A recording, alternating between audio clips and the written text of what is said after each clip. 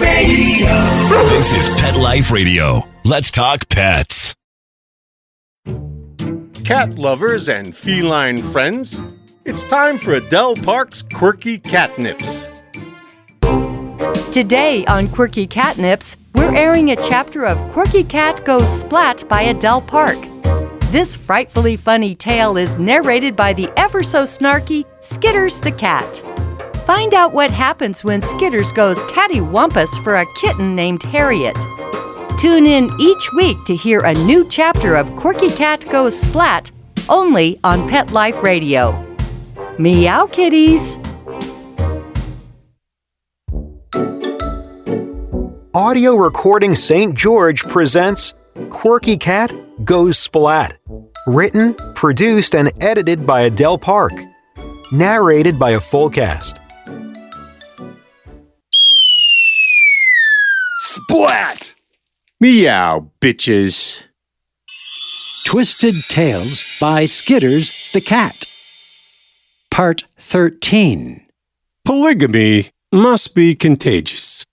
There's no other way to explain Harriet's position on this touchy issue. When Harriet first suggested we bring another kitty into our relationship, I thought she was just pulling my paw. Then I remembered, Harriet doesn't joke about anything. Even when she's in a good mood, Harriet's outlook on life is catatonic at best.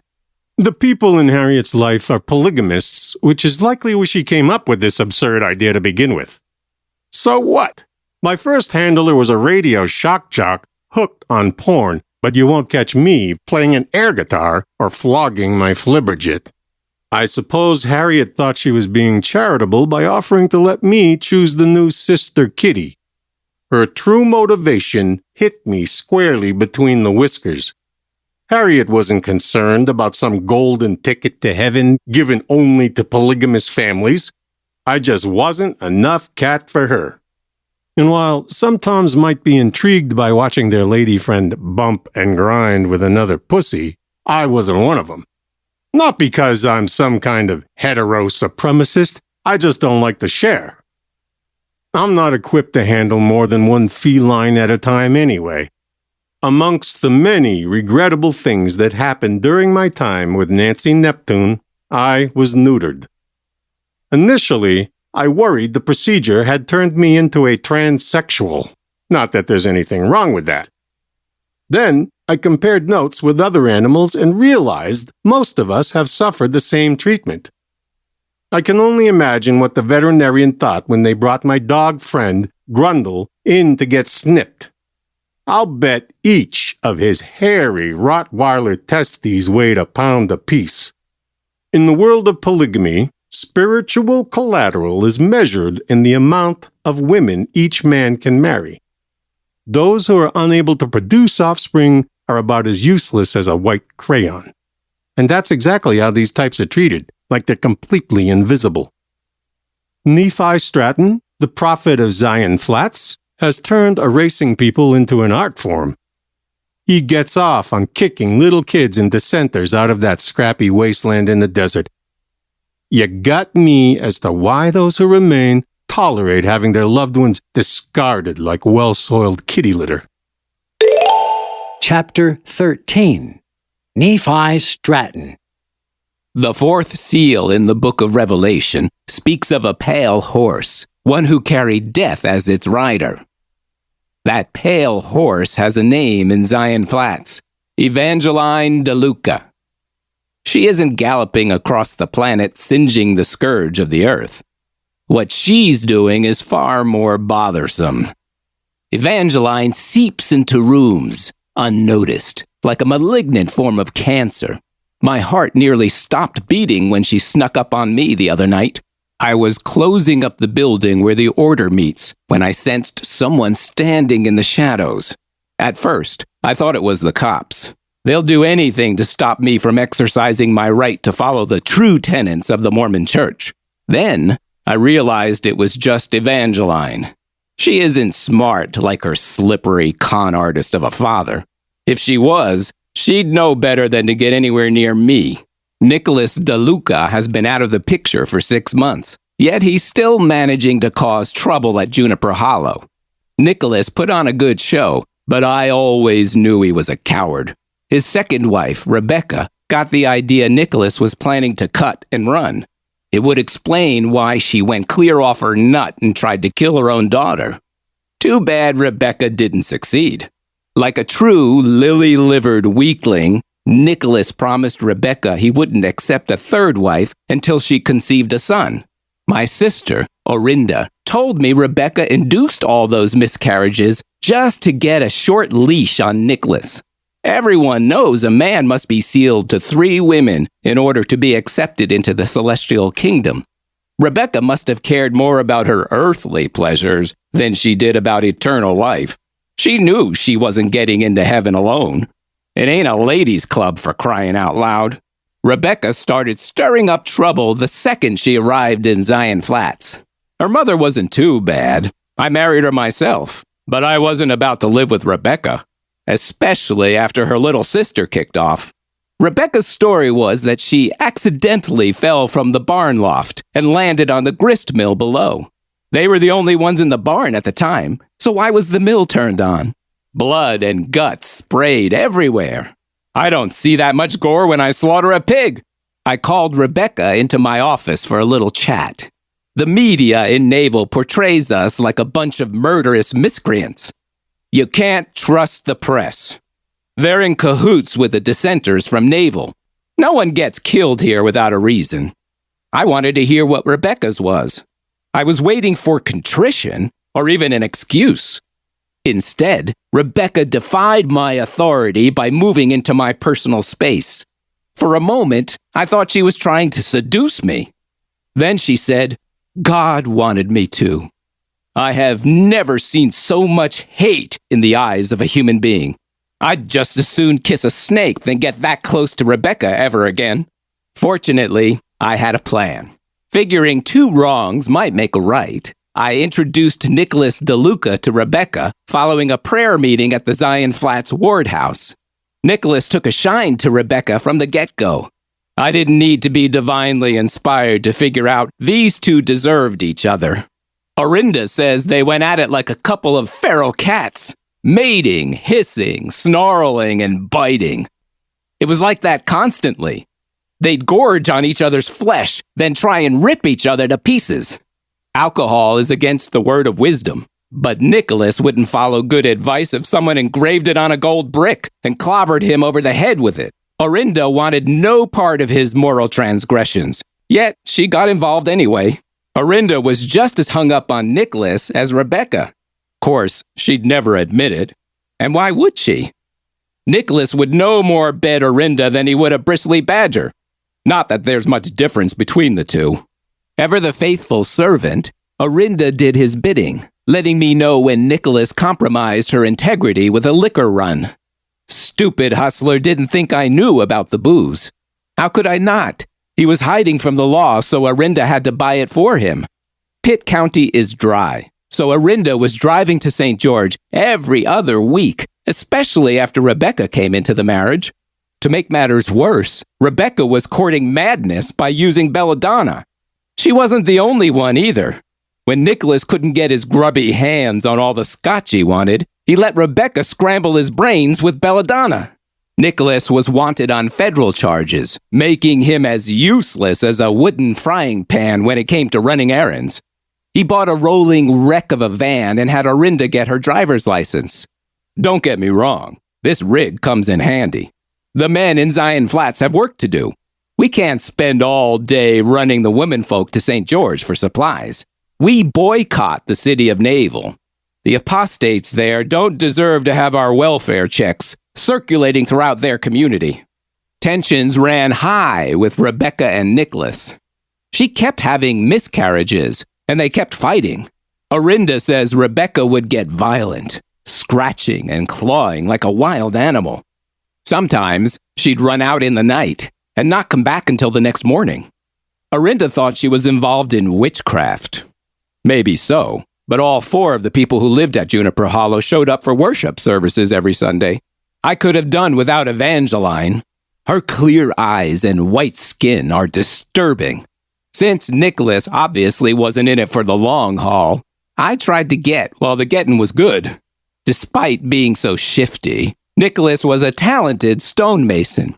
Using granite filched from the catacombs, he crafted the pillars for the lake pavilion we used for our sacred wedding ceremonies. I don't normally take a shine to such fancy schmancy displays. This one, however, served me well.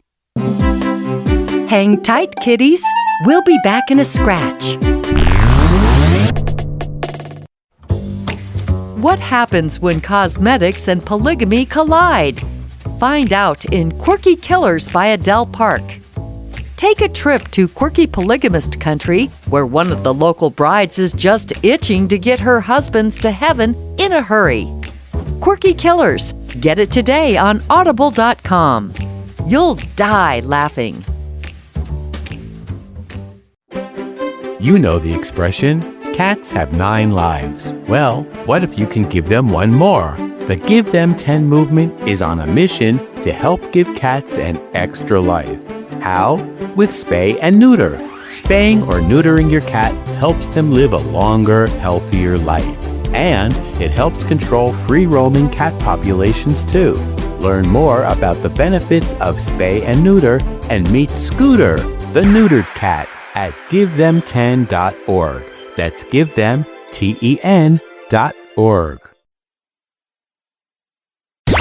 Let's talk pets. Let's talk pets On Pet Life Radio. Pet Life Radio. PetLifeRadio.com. We now return to more of Quirky Cat Goes Splat by Adele Park on Pet Life Radio.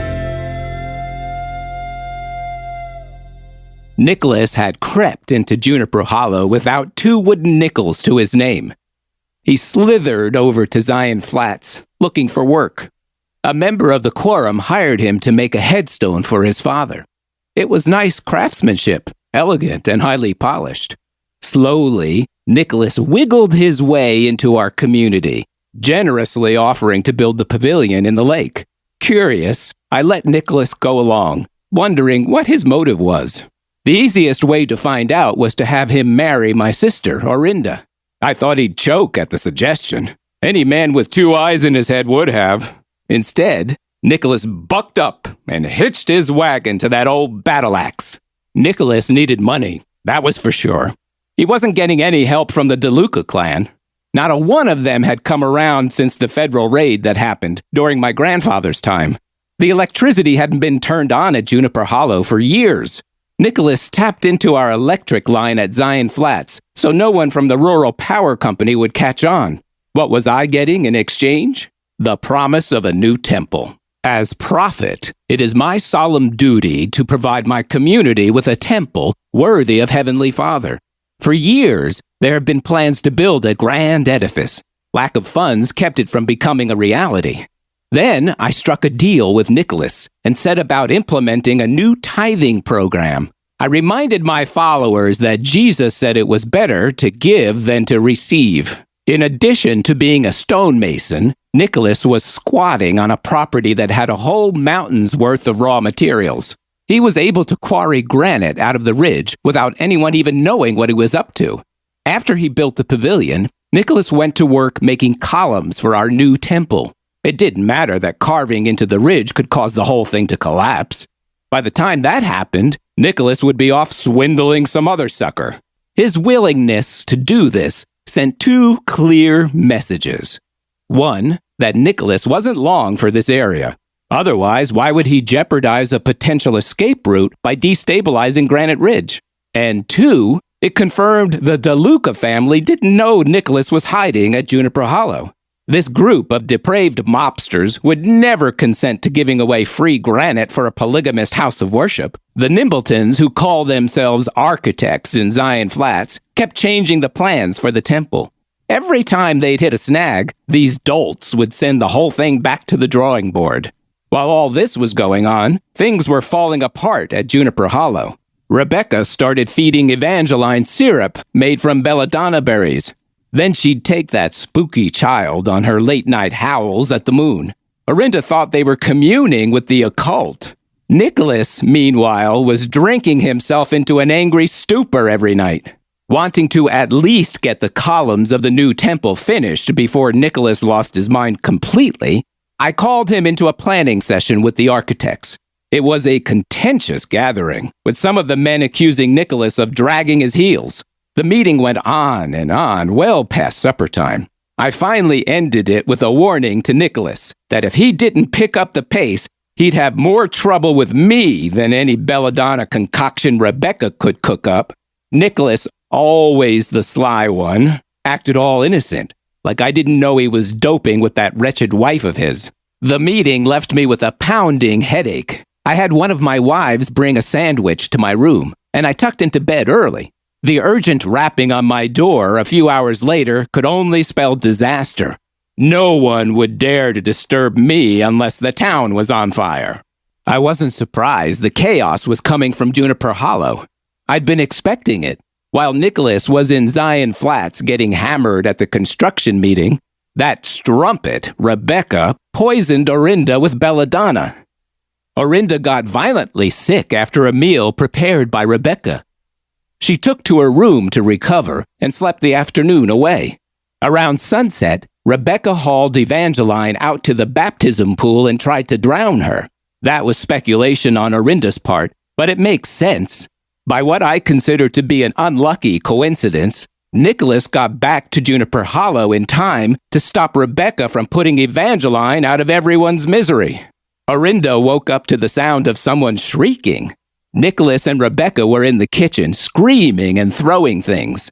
It didn't take long for someone to pick up a knife.